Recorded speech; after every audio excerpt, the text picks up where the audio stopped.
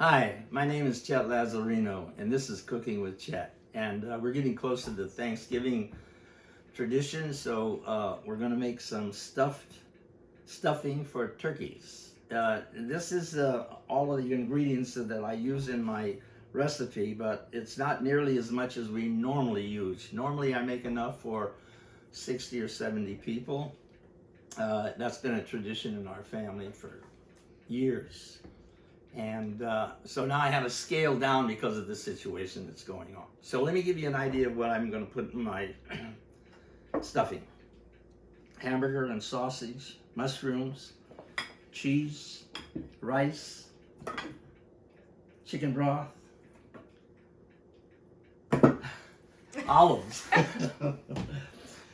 some chestnuts, salt, pepper, some spinach, some stuffing, and then we have some celery, onions, apples, and parsley. And that's it.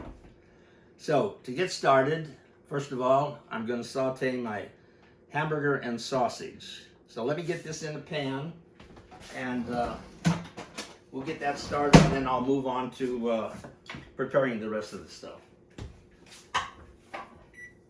Okay, here we go. We're starting to saute our hamburger and our sausage.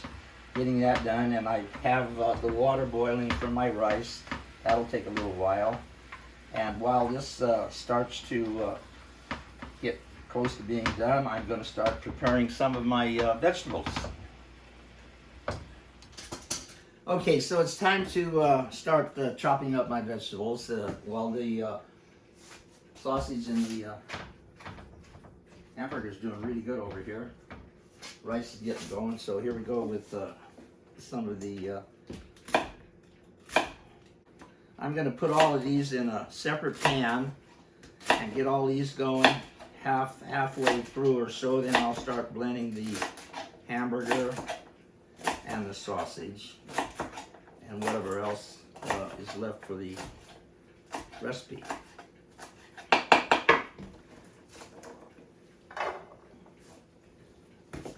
Onions. So continuing to dice up all my vegetables and apples. We're getting all this prepared. I was looking at the hamburger and the sausage, and it's doing great. I'm just about ready to turn that off and let it cool. The rice came to a boil, and shut that off.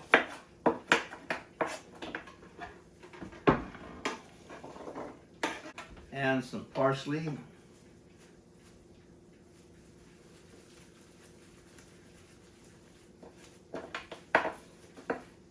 I was reading a book the other day about cooking, and it said something about parsley and not to cut the stems, or to cut the stems, because most of the flavor is in the stem. So I always used to cut them and throw them away, but now I'm going to add them in there to see if it does make somewhat of a difference.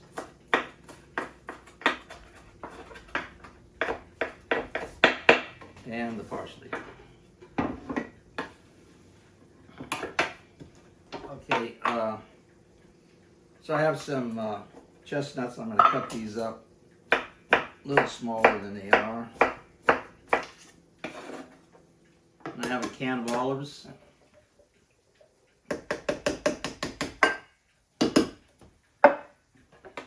And some mushrooms.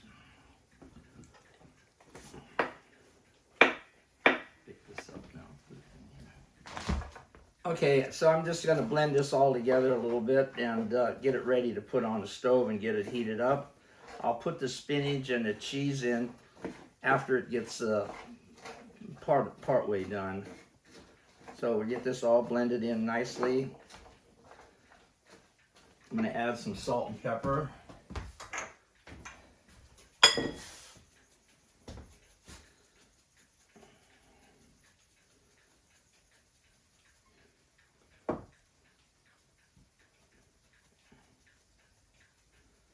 And you could add salt and pepper later if you think it needs more after it's all blended together. Okay, my hamburger and sausage is done. I'm going to take it off the oven, off the stove, and just let it that and cool. Check the rice. Rice looks like it's coming out pretty good. We'll let that cool. And we're going to add a little bit of olive oil to my mixture here.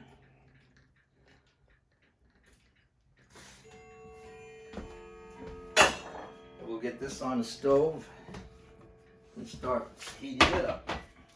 And by the way, have you noticed my shirt? To all my street rodders, did anybody make the Andes run in 2001? I did. Okay, so we're just going to let this heat up for a while and come back to it as soon as I have to blend in the rest of the stuff. Okay, this is coming along nicely, and I may have mentioned that I have chicken broth, spinach, and cheese, and also some seasoned crumbs. And I'm going to put this in, blend this in later with the cheese so that I don't burn the cheese in the on the stove. Okay, adding the spinach in.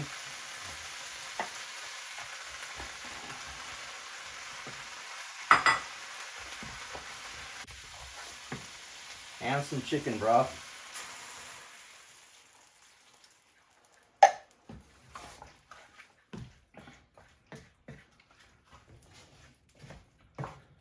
Okay, so now we'll let this simmer for 20 minutes or so. Not at a high, just a kind of a medium.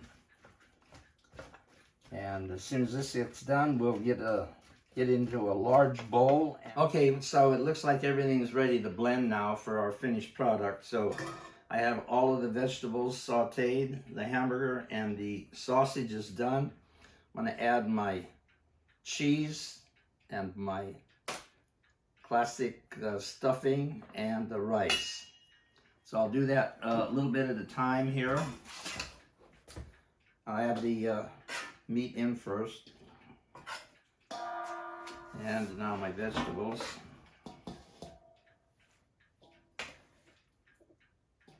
Have a little more meat here to go in now. So the vegetables are a little bit hot right now. It's too difficult for me to get my hands in there to blend it. But I'm going to put my cheese in. And I'm going to add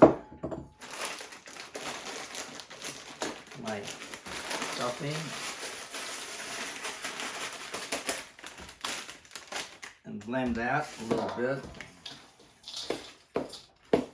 Okay, now I'll add my rice.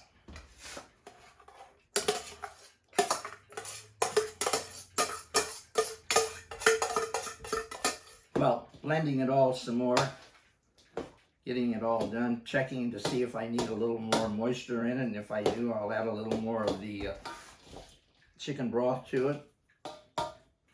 Yeah, I'm going to have to add a little more chicken broth to this.